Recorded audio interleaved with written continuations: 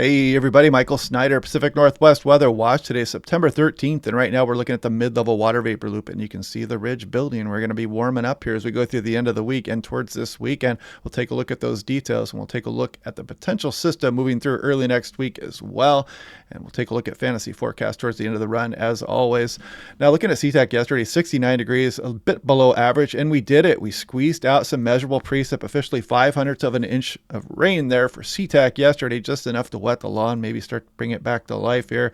Looking at my home weather station on the Tempest, I got 0.08 of an inch, and you can see the temperature right now 61, and the barometric pressure. We're going to do a little comparison between the more expensive Davis equipment. You can see the pressure pretty much spot on, and the temperature pretty close as well. You can see we got 0.06 of an inch on the tipping rain gauge bucket versus the haptic rain gauge on the Tempest, but pretty close generally overall. And of course, the Tempest is much more of an affordable option. You can save 10% off by clicking that link down below. Taking a look at Southwest Oregon, look at Medford 98, Grants Pass 98, Medford 99, I should say. Nice and warm, almost to 100 degrees here. Pretty warm weekend coming up. Then you can see the slow decline as we go through Monday and Tuesday for portions of southern Oregon. A little bit more dramatic of a drop for places like Bend and Ellensburg, Hermiston, as you can see that trough probably moving through the early portion of next week. But a nice warm weekend coming up for much of the region, including Spokane. You can kind of see the bump in temperatures as we go. This is looking at the GFS, hot off the press is 18,000 feet, 500 millibars. Look at the ridge buildup over the area here. Weak system swings through southeast Alaska. And then this next system wants to try to make its way down as we go through Sunday night into Monday. And the GFS 12Z opens up an interesting trough here across some of the west coast with the ridge building on the north side of that there.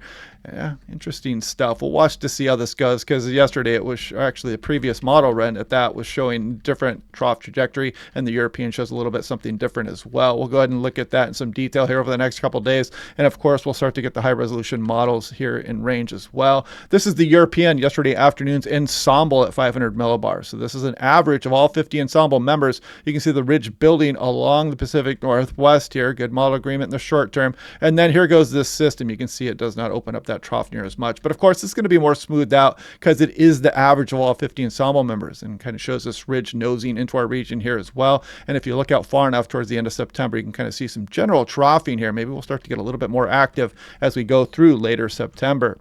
Bound to happen at some point. GFS, total precipitation in inches. So if we put this into motion, you can see not much precipitation as we go through Saturday. Then Sunday into Monday, we start to bring that system down across the region. Trough opens up here. I have a feeling this is going to change here as well. You can kind of see it misses Seattle altogether, but kind of targets Oregon, the Washington coast a little bit more. But really, Ed, this is not even worth getting too caught up in as we look through the extended forecast, and maybe some systems as we move through the end of September, but plenty of time to watch for that. Now, looking at the European total precipitation in inches yesterday afternoon's run, you can kind of see that system swing by here, and you notice that trough doesn't carve out near as much across the Intermountain West, and it's just generally light amounts. But again, if you look out far enough in the fantasy forecast, you can kind of see some precipitation coming towards the end of September. But again, plenty of time to watch that. No need to be concerned of it just yet.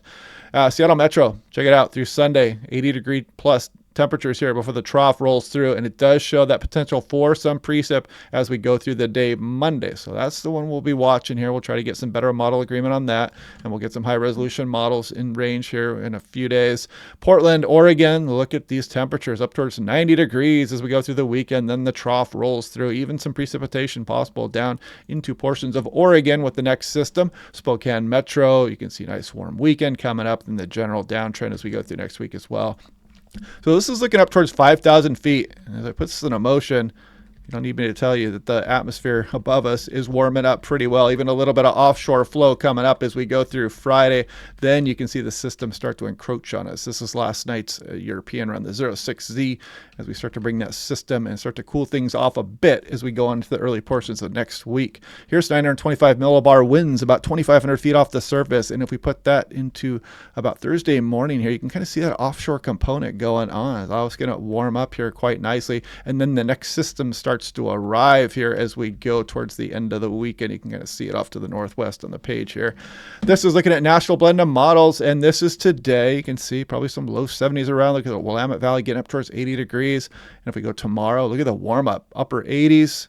Western Washington bumping up. Friday, probably some 80s for a lot of Western Washington, up into the 90s for the Willamette Valley on Friday. Saturday, a nice warm day again. Then the gradual cool down Sunday. Then you can see the trough kind of moving across the area as we go into Monday and Tuesday, dropping the temperatures across the area. So anyway, yeah, something interesting to watch here as we go through the weekend.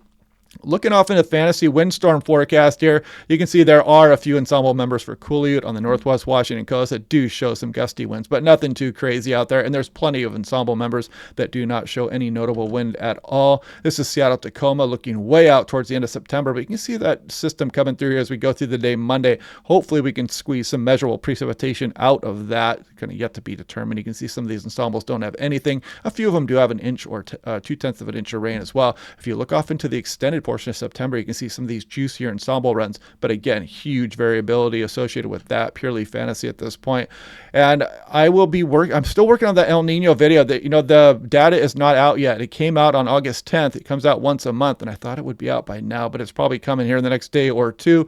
So just kind of waiting for that. I'm working on some other stuff right now, wrapping up that video. So hopefully I'll have that in the next couple of days. We'll go over the entire El Nino outlook here for the West Coast, what it means for Seattle and Los Angeles and some areas in between, including some snow for the higher Cascades, what we generally get in El Nino years versus La Nina years, and the general circulation pattern of El Nino versus La Nina across the Pacific Ocean. We'll talk about the Southern Oscillation Index. And yeah, it'll be interesting. So hopefully that will be out here in the next few days and I can get that done. But anyway, I hope you guys are liking these videos. Click like and subscribe. I'll do my regular briefing tomorrow and I will talk to you guys then.